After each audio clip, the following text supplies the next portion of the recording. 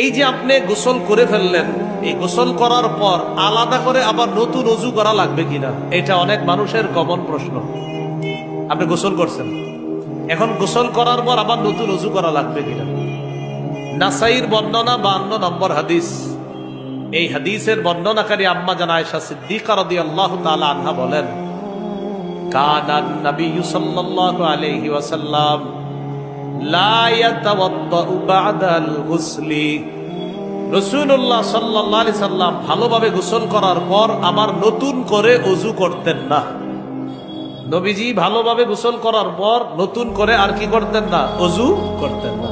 তাহলে এখান থেকে মাসালা শিখলাম, গোসলের নিয়ম কানুন গুলা ভালোভাবে পালন করে গোসল করে ফেললে ওযুর মাসালা আদায় হয়ে যায়, আবার নতুন করে গোসলের পরে ওযু করার প্রয়োজন নেই।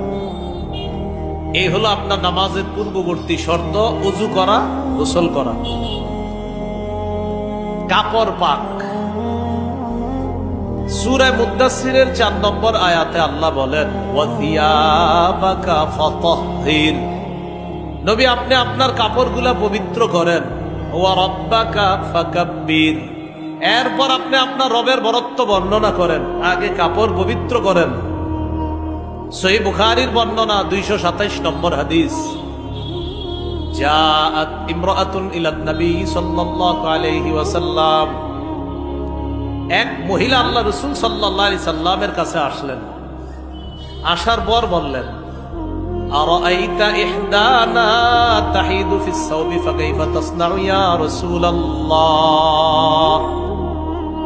হুজুর, আমাদের কোন নারী তারা মাসে আল্লাহ প্রদত্ত একটা অসুস্থতার সম্মুখীন হয়, এই অসুস্থতার সম্মুখীন হওয়ার পর তাদের কাপড়ের মধ্যে যেই নাপাকি লাগে, এই নাপাকি পবিত্র করার নিয়ম কি?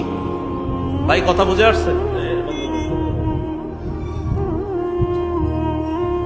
নবীজি সাল্লাল্লাহু আলাইহি সাল্লামকে প্রশ্ন করলেন, আল্লাহ প্রদত্ত একটা অসুস্থতার সম্মুখীন হয় মা বোনরা, এই অসুস্থতার কারণে তাদের শরীরের যে কাপড়, এই কাপড়ের মধ্যে যেই নাপাকি লাগে, এই নাপাকি পবিত্র করার উপায় কি?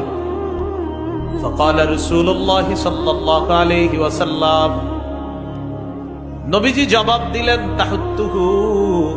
1 নাম্বার, নাপাকি কাপড়ে লাগলে এটা ঘষে উঠাবে, ঘষবে, নাপাকিটা ঘষবে। 2 নাম্বার, সুম্মা তাকরুসুহু বিল মা। কাপড়টা পানির মধ্যে ভালোভাবে রিগড়িয়ে নিবে। এরপর কাপড় ভালোভাবে চিপবে।